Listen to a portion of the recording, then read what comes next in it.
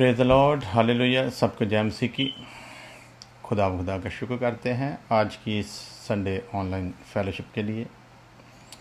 और जैसा कि आप जानते हैं कि हम नई सृष्टि का क्या भेद है उसके संबंध में पिछले दिनों से सीखते आ रहे हैं, और आज हम उसके 9वें भाग को सीखने के लिए जा रहे हैं। एक वर्ष आपके आगे रखूँगा, फिर वही वर्ष को हम शुरू करेंगे यहाँ से हमने छोड़ा था। इफिसियों का खत 4 अध्याय उसकी 23 आयत को मैं एक बार फिर आपके सामने पढ़ना चाहूँगा।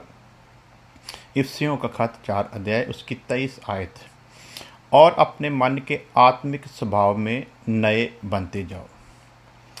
अपने मन के आत्मिक स्वभाव।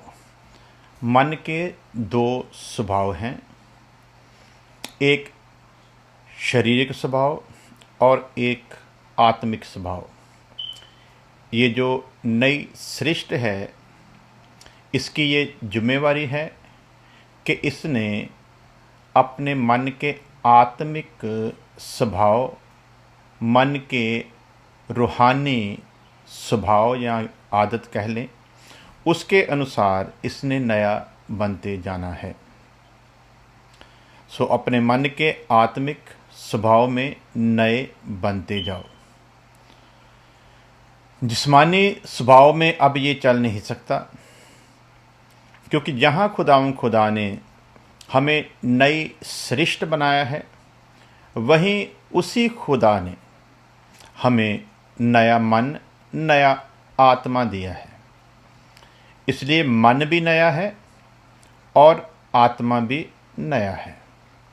उस नए मन और नए आत्मा के अनुसार इस नई सृष्टि ने उस स्वभाव में नए बनते बन गया है। अब उसे सिद्धता की तरफ लेते जाना है।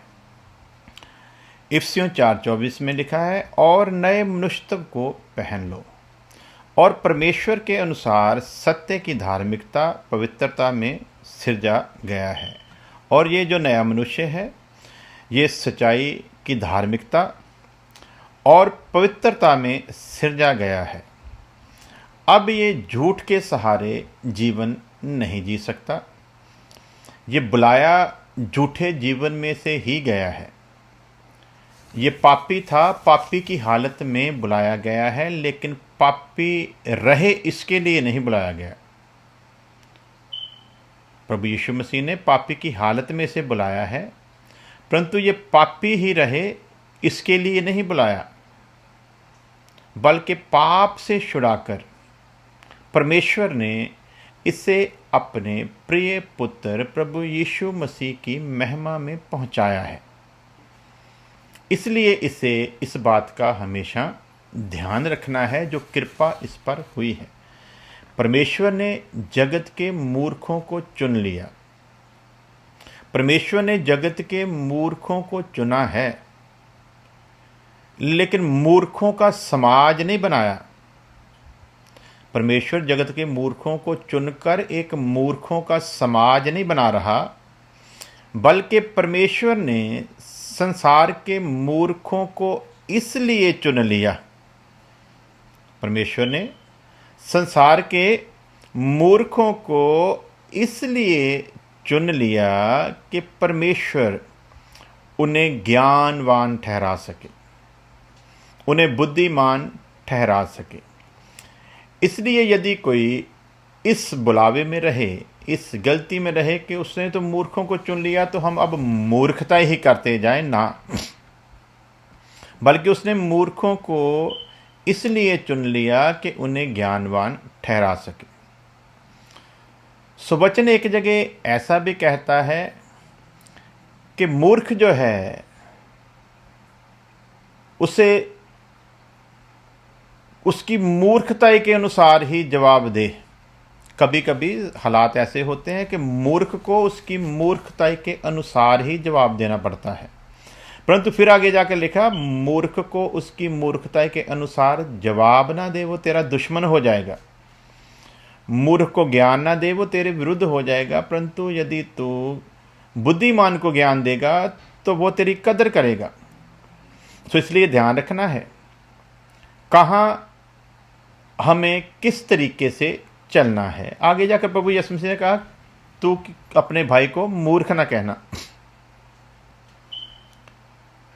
लेकिन वहाँ पर जो कहा कि तुम मूर्ख ना कहना, वहाँ पर विषय कुछ और है। लेकिन जहाँ पर खुदा का दास संत पौलुस गलातियों को लिखते वक्त मूर्ख कहता है, वहाँ पर उसका भेद कुछ और है। सो इन सारी बातों को इस नई सृष्टि ने ध्यान में रखना है कि हमें कौन से शब्द का उच्चारण किस समय किस लिए करना है।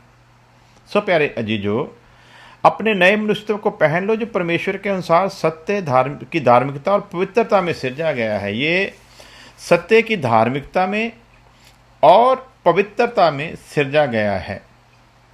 जो पहले था वो जिस्मानी था, लेकिन अब ये पवित्रता में सिरजा गया है। पहले नपाक था, नपाकी की हालत में बुलाया, लेकिन नपाक रखने के लिए नहीं, बल्कि अब जो सिरजा गया है वो पवित्रताई में और धार्मिकता में। धार्मिकता भी कौन थी? सच्चाई की धार्मिकता में ये सिरजा गया है। इसे हमेशा अपनी पहचान होनी चाहिए।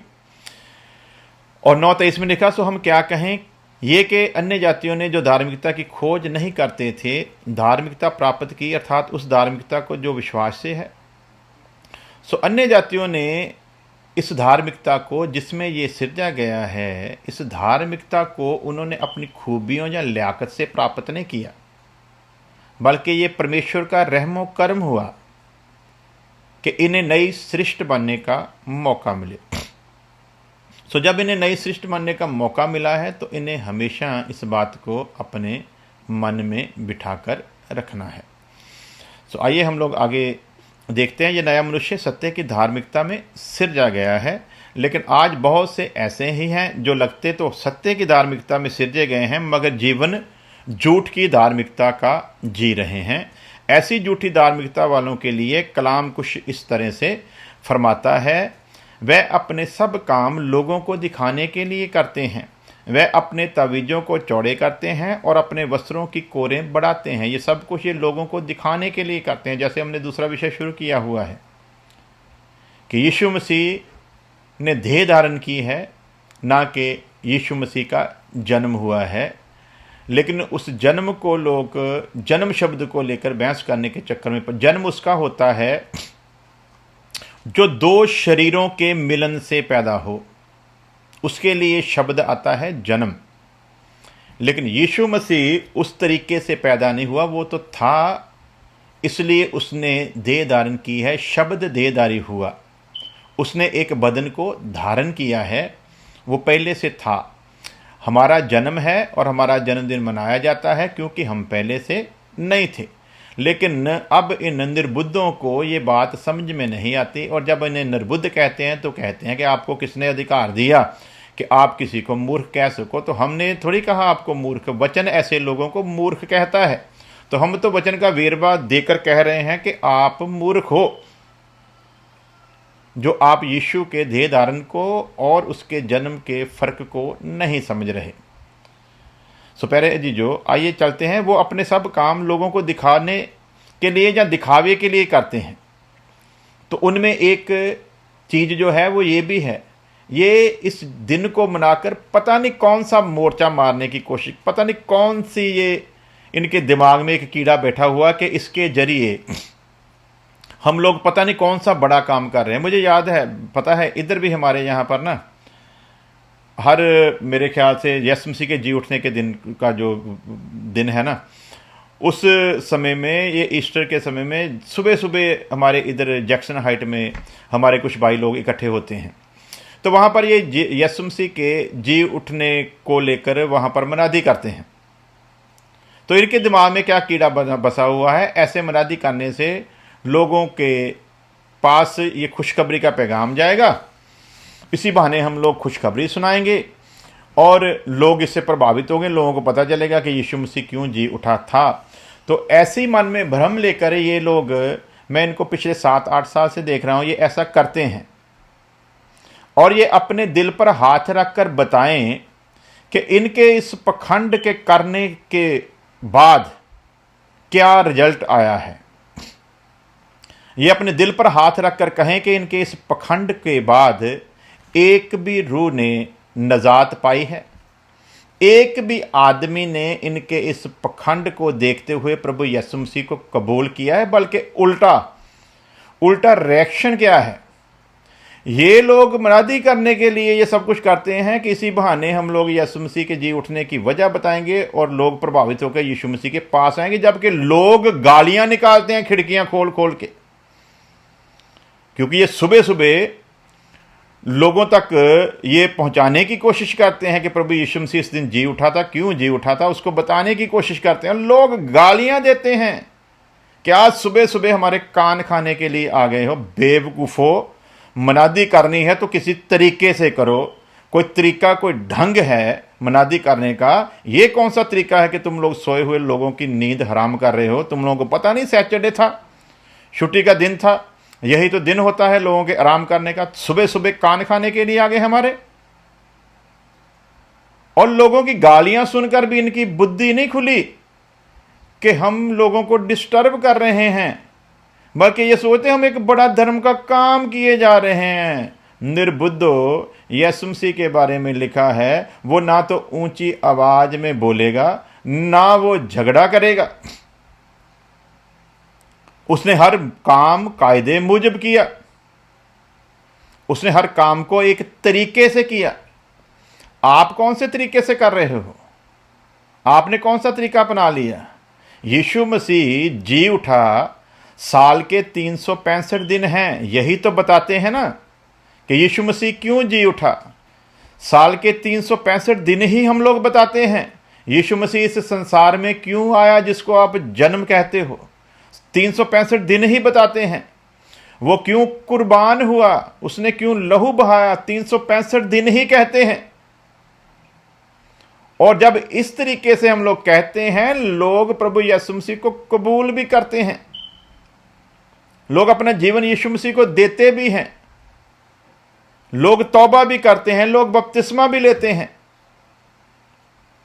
लेकिन आप बताओ कि आप ये जो हुक्म ही नहीं है, इसको जब करते हो तो इसका रिजल्ट जो है वो क्या है? कुछ भी नहीं, जीरो रिजल्ट है। एक भाई कल मुझसे बहस रहा था, नहीं जी क्या 25 दिसंबर को लोग निजात नहीं पाते? मैं बोलता हूं कि जो पखंड करते हो ना, उस पखंड को देखकर किसी ने निजात पाई तो मेरे सामने लेकर आओ, जो ये गवाही दे कि हाँ जी ये जब ये 25 दिसंबर को ये सब कर रहे थे ना, तो मेरा हृदय टूट गया और मैंने प्रभु यीशु मसीह को अपना जीवन दिया। मैंने तो आज तक नहीं सुना। हाँ, कहीं ऐसा हुआ होगा, इसी दिन के दिन किसी ने प्रभु यीशु मसीह के हुक्म को मानते हुए जन्मदिन ना मनाते हुए, सेलिब्रेशन ना करते हुए, जैसे रेगुलर दिनों में करते हैं, वैसे इस दिन में प्रभु यीशु मसीह के इस संसार में आने के मकसद को पेश किया हो बड़ी ही संजीदगी के साथ, तो उसे सुनकर किसी ने अपना जीवन यीशु मसीह को दे दिया हो तो माना जा सकता है। परंतु यदि आप कहें शोभा यात्रा निकाल रहे थे तो हमारी शोभा यात्रा को देखकर किसी ने मसीह को कबूल कर लिया, हम चौक में पंडाल लगाकर प्रचार कर रहे थे तो किसी ने यीशु मसीह को कबूल, मतलब ही नहीं। जब हम ऐसे पखंड करते हैं, लोग सोचते हैं ये हमारे जैसे ही हैं, हम भी यही सब कुछ करते हैं, ये हम ही में से हैं, इनमें कोई नया जन्म नहीं हुआ है, ये कोई नई सृष्टि नहीं है, इनके सारे काम वही हैं जो पहले करते थे, बस नाम बदल दिया है। पहले भगवान कृष्ण के नाम में करते थे, अब भगवान यीशु के नाम में कर रहे हैं। पहले भगवान राम के नाम में करते थे, अब भगवान यीशु के नाम में कर रहे हैं। पहले भगवान शिव के नाम में करते थे, अब भगवान यीशु के नाम में कर रहे हैं। आपने यीशु मसीह को भी भगवान के कटघरे में लाकर खड़ा कर दिया, ऐसा कर करके। क्यों? क्योंकि नई सृष्टि के भेद का पता ही नहीं है कि नई सृष्टि कहते किसे हैं और नया सिरजा क्यों गया है, नए की सृजना हुई कैसे है। मैंने पहले वर्ष पढ़ी है, ये कैसे सिरजा गया है, इस मनुष्य की सृजना कैसे हुई है। और नए मनुष्यत्व को पहन लो जो परमेश्वर के अनुसार सत्य की धार्मिकता और पवित्रता में सिरजा गया है। और ये जो सत्य की धार्मिकता पवित्रता में सिरजा गया है, इसका संसार के इन त्योहारों से, संसार के इन पखंडों से कुछ भी लेना देना नहीं। ये उस आने वाली नई पृथ्वी और नए आकाश का अधिकारी होने के लिए सिरजा गया है। इसका सिस्टम ही इस संसार के लोगों से पूरी तरह अलग है। जन्मदिन मनाना संसार के लोगों का काम है। ऐसे त्योहार मनाना, त्योहारों में सेलिब्रेट करना, ये संसार के लोगों का काम है। प्रभु यीशु मसीह ने तो सिर्फ एक आज्ञा दी प्रभु भोज की, और उसकी आज्ञा को भी जब पालूस ने पाकरू की प्रेरणा से निखारा तो बोला, जब इस हुक्म में, इस आज्ञा में शामिल होते हो तो अपने आप को जांचो, ध्यान करो कि इस आज्ञा को पूरा करने के लिए जिसमें तुम आज प्रभु भोज में शामिल हुए हो, क्या तुम इस लायक हो कि इस भोज को ले सको, तब लेना। वरना यदि तू अज्ञानता में इसे ग्रहण करेगा, उसकी भी तुझ पर सजा आने वाली है। जो आज्ञा दी उसकी भी संजीदगी को बताया, उसको समझाया कि उसके पीछे का कारण क्या है। सो मैं बताना चाहता हूं प्यारे जी, जो बातें तो हमारी सुई की तरह चुभती हैं, ये बातें बर्दाश्त करना बहुत मुश्किल है। आपको हम पर गुस्सा भी आता होगा, आपका वश चले तो आप हमारी पिटाई भी करो, लेकिन ये सब कुछ करने के बावजूद भी एक बात याद रखो, हमें गालियां दो, हमें बुरा भला कहो, हमारी पुरानी जिंदगी को लोगों के सामने लाकर रखो कि ये कितने बुरे थे, इससे कोई फर्क पड़ने वाला नहीं है। लेकिन जो प्रकाश अब उसने हमको दे दिया और जिस प्रकाश में लाकर उसने अब हमको खड़ा कर दिया, हम और हमारा खुदा जानता है हम कहां पर खड़े हैं। आपके हम पर दोष लगाने से हमारी धार्मिकता पर कोई असर नहीं होने वाला। आपकी बातों को सुनकर यदि कुछ लोग हमसे टूटकर बिखर भी जाएंगे तो भी हम पर कोई असर होने वाला नहीं है। हमको जिस धार्मिकता में परमेश्वर ने सिरजा, जिस पवित्रता में हम परमेश्वर ने हमको सिरजा, उसका ज्ञान उसने हम पर प्रकाश किया है। हमने अपना रिश्ता उसके साथ बना लिया है। हमने अपनी जगह पर रहते हुए अपनी अपनी मुक्ति के लिए कीमत देनी है, और उस कीमत को हम दे रहे हैं या नहीं, उसको हम और हमारा खुदा बखूबी जानता है। इसलिए आपके हम पर इल्जाम लगाने से, आपके हमको गालियां देने से, आपके हमारे खिलाफ विरोध करने से हमको कोई फर्क पड़ने वाला नहीं। लेकिन याद रखना, जो वचन से खिलवाड़ करेगा वो किसी भी कीमत पर, किसी भी सूरत पर बख्शा नहीं जाएगा। जिसने भी सच्चाई बताने की कोशिश की, इन निर्बुद्ध लोगों ने उन्हीं का सामना किया है। यीशु मसीह इस संसार में आया, यीशु मसीह खुदा है। फक्कियों फरीसियों को 100% पता चल गया था। यीशु मसीह से उस वक्त की रोमी सरकार को कोई प्रॉब्लम नहीं थी। रोमी लोग यीशु मसीह को अपना दुश्मन नहीं मानते थे। यीशु मसीह के आने के कारण पिलातूस नहीं घबराया, बल्कि यीशु के जन्म के दिन के बारे में, जन्म को सुन के बारे में, जब उसके बारे में पता चला कि आज एक मुक्तिदाता पैदा हुआ है, उसके बारे में सुनकर लिखा है हेरोद्यास जो था वो घबरा गया, अपने ही घबराए, गैरों को कोई फर्क नहीं पड़ा। रोमी सरकार राज कर रही थी, उसको कोई फर्क नहीं पड़ा, उनको कोई फिक्र नहीं हुई, उन्होंने कोई विरोधता नहीं की, उनको इस चीज़ से कोई लेना देना नहीं कि अगर मुक्तिदाता पैदा हुआ है तो हमको उसमें कोई नुकसान नहीं। वो समझदार थे। लेकिन जो अपने आप को फक्की, फरीसी और ज्ञानी समझते थे, उन्होंने ही यीशु मसीह का विरोध किया। उन्होंने ही यीशु मसीह की तालीम की मुखालफत की। उन्होंने ही यीशु मसीह पर दोष लगाया, ये सब्त के दिन की तौहीन करता है। यीशु मसीह ने सवाल में कहा, जवाब में, कि तुम लोग सब्त के दिन पैदा होने वाले बच्चे की सुन्नत करते हो। सब्त के दिन तुम लोग उस बच्चे की सुन्नत करते हो जो पैदा हुआ है। सब्त के दिन को तुम सुन्नत कर लेते हो दिनों की काउंटिंग के हिसाब से। लेकिन यदि एक अंधे को आंखें सब्त के दिन दे दी गई तो क्या फर्क पड़ा?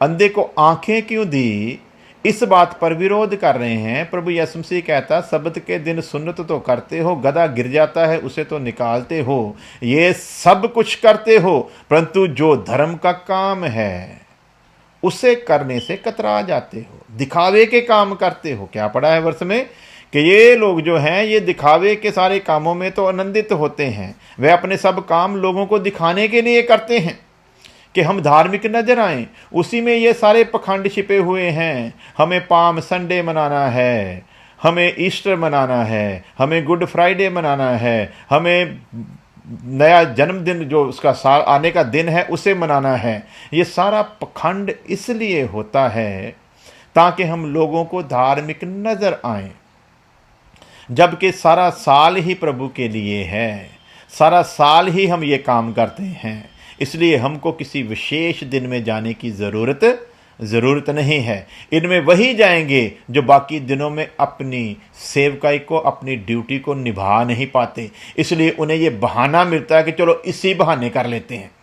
वैसे तो हमको सुनकर कोई इकट्ठे होंगे नहीं, क्योंकि वचन तो हमने सीखा नहीं, वचन का तो हमको ज्ञान नहीं, वचन से तो हम किसी को प्रभावित कर नहीं सकते, तो फिर क्या करें? जब वचन का ज्ञान नहीं है, वचन से किसी को प्रभावित कर नहीं सकते, इनसे वचन सुनकर कोई यीशु मसीह के पास आता नहीं, तो फिर इनके पास यही पखंड रह जाते हैं, गवाहियां करवा देते हैं। ऐसे वो गवाहियों के बहाने कोई ना कोई आ जाएगा, चलो ऐसे त्योहार मना लेते हैं, इन्हीं के बहाने कोई ना कोई आ जाएगा। ये पखंड कहता हूं मैं, लोगों को बुरा लगता है, मैं कहता हूं, कहता रहूंगा, ये पखंड है। जिसके पास वचन का ज्ञान है उसे सुनकर लोग तौबा करेंगे। यदि सत्य का वचन, यदि सच्चाई का वचन खुदा ने आपको बख्शा है, तो आपको इन किसी भी चीज़ों का सहारा लेने की ज़रूरत नहीं। क्यों? क्योंकि लिखा वचन में उसी खुदा ने लिखा, वह अपना वचन भेजकर लोगों को चंगा करता और तबाही से बचाता है। उसके वचन में पावर है, उसके वचन में कुदरत है, उसके वचन के द्वारा ही यूनिवर्सल खड़ा है। उसने वचन किया तो सब कुछ हो गया। उसके वचन को इतना असहाय मत समझो, उसके वचन को इतना कमजोर मत समझो। लेकिन क्यों? क्योंकि वचन का तो हमने ज्ञान हासिल करने के लिए कभी मन बनाया ही नहीं, वचन की सच्चाई को तो समझने का हमने मन बनाया ही नहीं।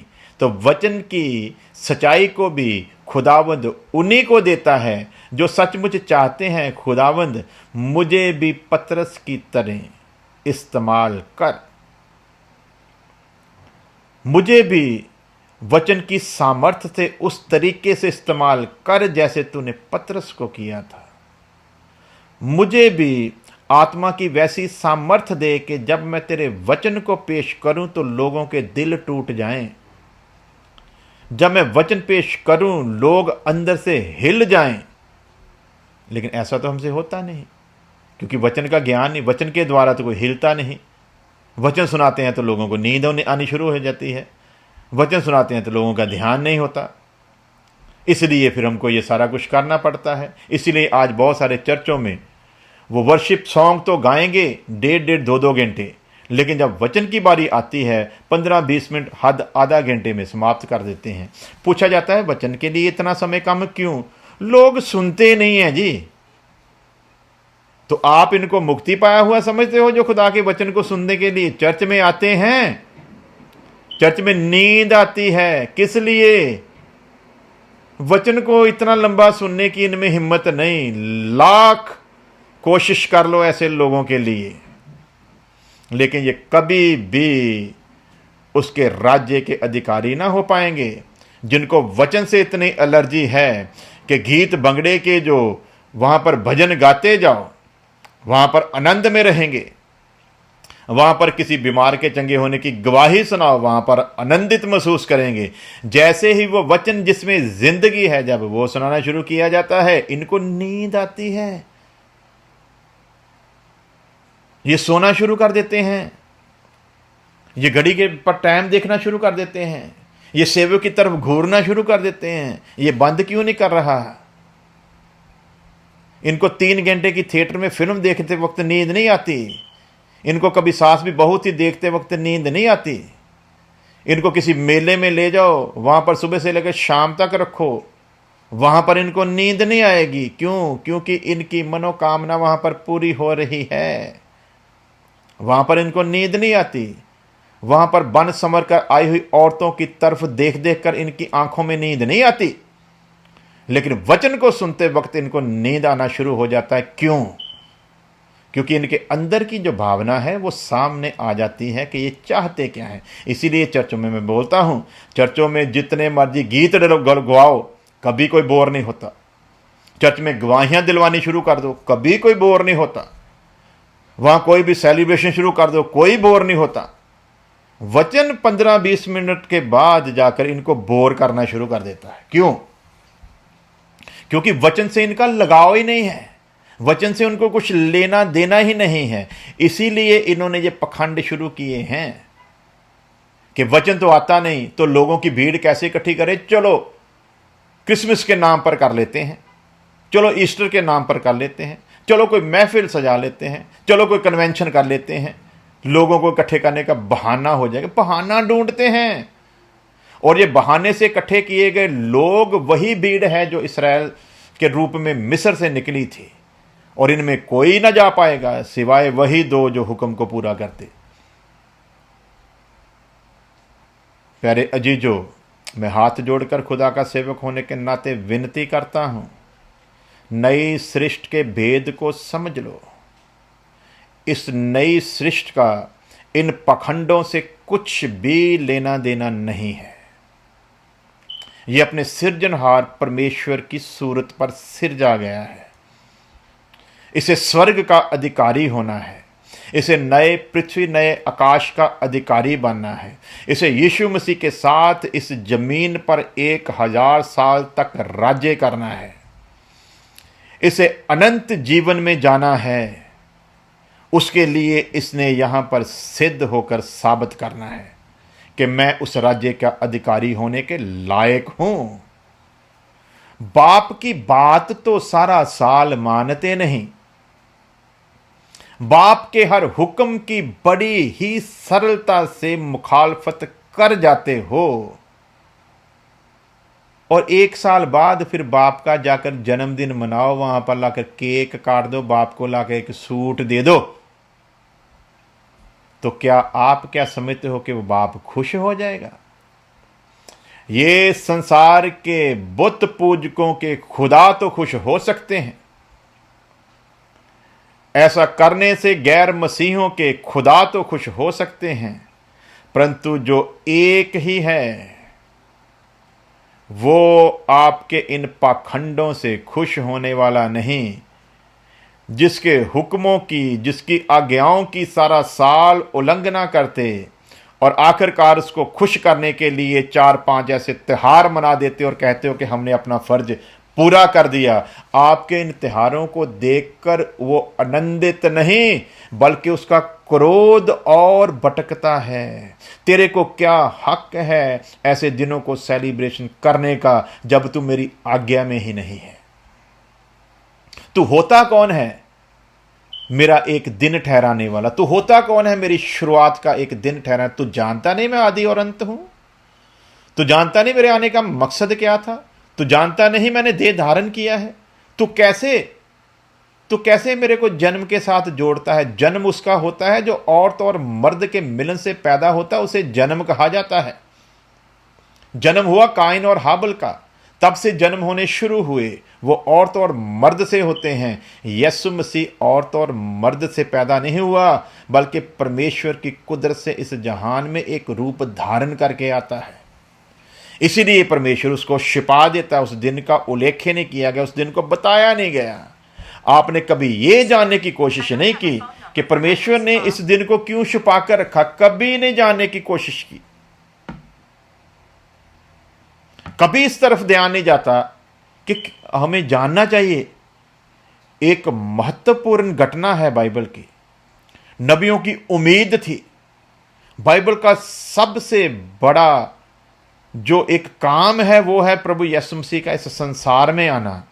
और उसी दिन को परमेश्वर क्यों छिपा के रख रहा है? उसी दिन को परमेश्वर उजागर क्यों नहीं कर रहा? उसी दिन को सेलिब्रेट करने की परमेश्वर आज्ञा क्यों नहीं दे रहा? उसी दिन के बारे में प्रेरितों ने कुछ क्यों नहीं बोला? उसी दिन को लेकर प्रेरित क्यों खामोश हो गए? उसी दिन को लेकर आत्मा ने प्रेरितों को क्यों नहीं प्रेरा कि इस बात को लिखो?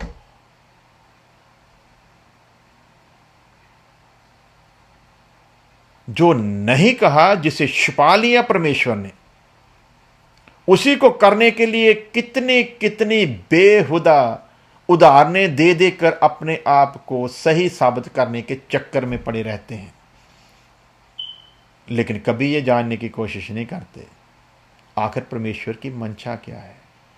क्योंकि परमेश्वर जब किसी चीज को छिपाता है तो उसके पीछे कोई ना कोई कारण है, और जिसे परमेश्वर ने छिपा लिया, हमको कोई हक नहीं कि हम उसको थोड़ा सा भी पर्दा पीछे करके देख सकें। इसीलिए अति पवित्र स्थान और पवित्र स्थान के दरमियान पर्दा था। किसी की जरूरत नहीं थी। जिनको सिर्फ हुक्म दिया गया था वही थे जो उस पर्दे के अंदर जा सकते थे। दूसरे किसी की जाने की हिम्मत नहीं थी, और ना ही कभी किसी ने ये गलती की। आप क्यों कर रहे हो?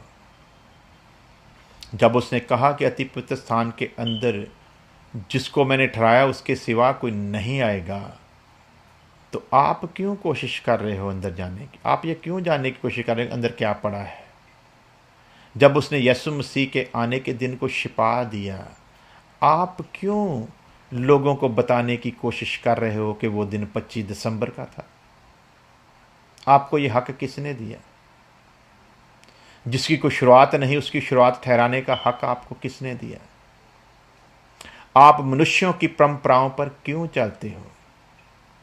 यीशु मसीह ने इसीलिए यहूदियों को डांटा, तुम अपने बुजुर्गों की, अपने पुरखों की, मनुष्यों की बनाई हुई परंपराओं पर तो बहुत बखूबी चलते हो, परंतु परमेश्वर की आज्ञा को बड़ी ही सरलता से टाल देते हो।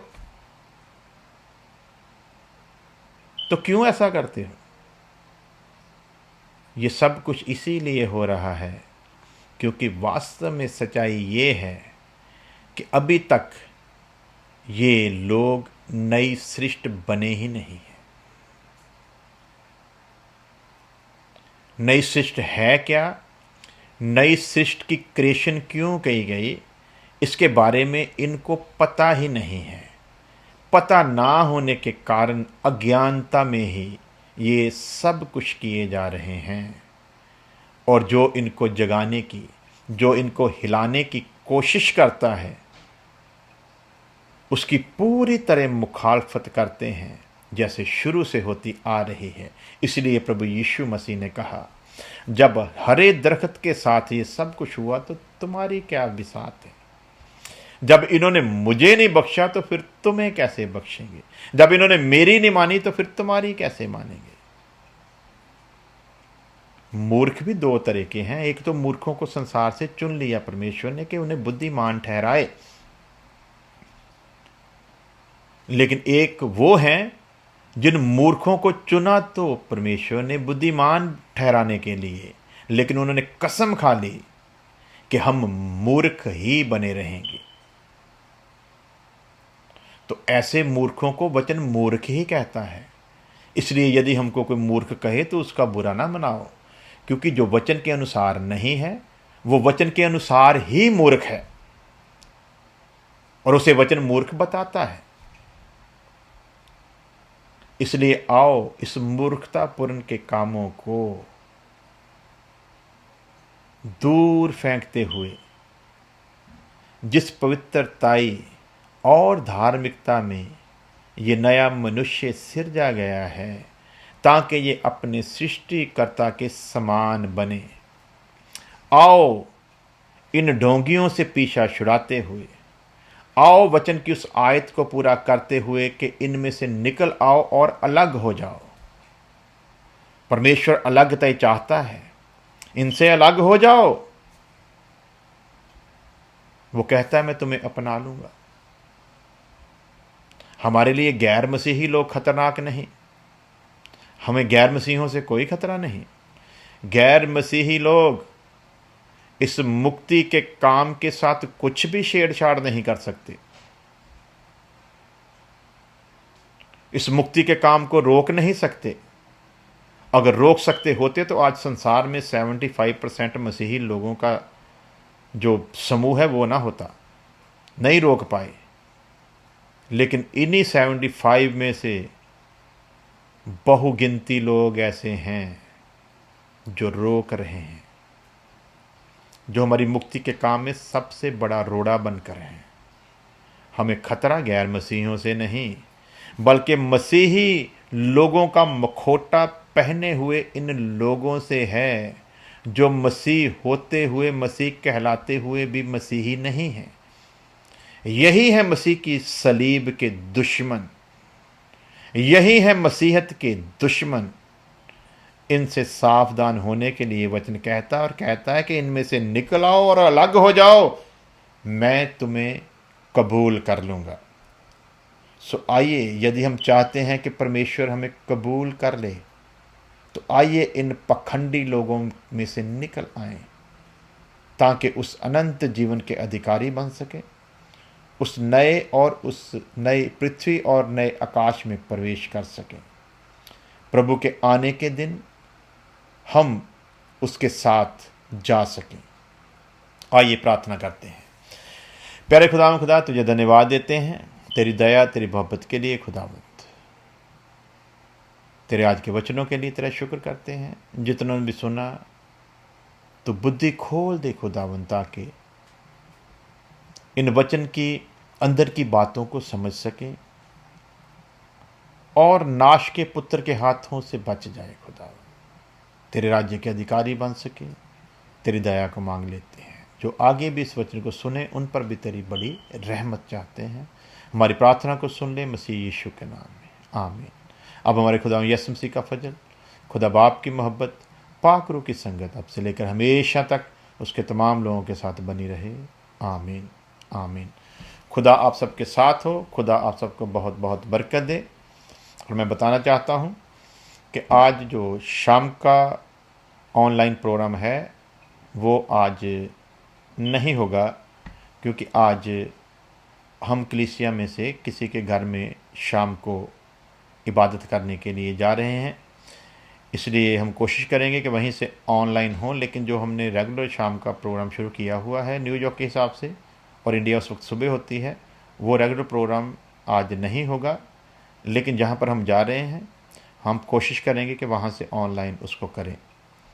और उस प्रोग्राम की रूपरेखा जो भी कुछ होगा वो हम 1-1.5 घंटा पहले आप तक फेसबुक पर पोस्ट डालकर पहुंचा देंगे।